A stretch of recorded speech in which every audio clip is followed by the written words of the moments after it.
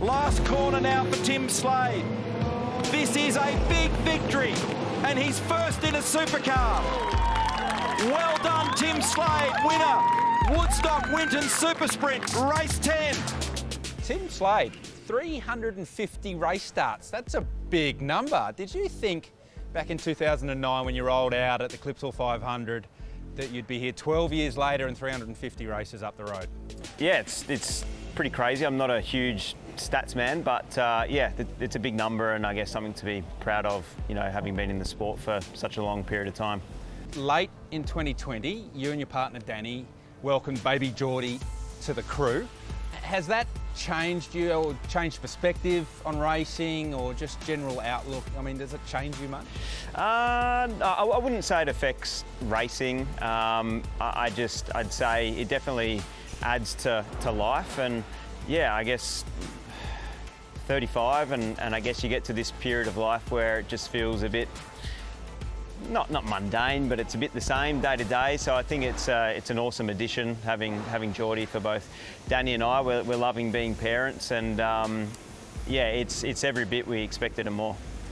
Now, first round of the 21 championship, brand new team, brand new driver combination with the team. Qualify on the front row at Bathurst for your first ever race with Cool Drive Racing. You're chasing down Will Davison for a spot on the podium in the first race, and then tell us what happens next.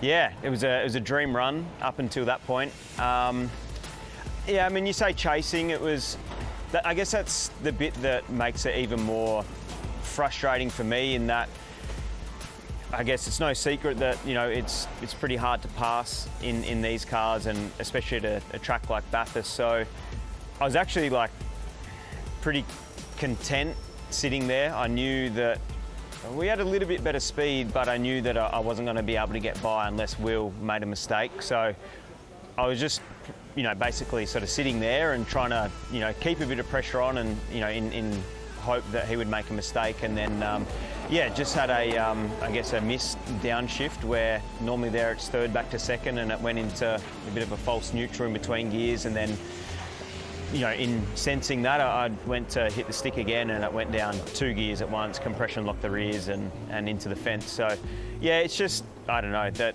the place obviously bites, and it's not somewhere I've ever thought about crashing. It's not a risky spot on the track or anything like that, but yeah, when you have something untoward happen like that, it actually happened, you know, earlier in the race, but it was in, you know, a straight braking zone, and you just sort of resurrect it. There's no lateral load on the car or anything like that, and you get away with it. But we're still doing some good things, and I look forward to you know, doing some better things in the rest of the year.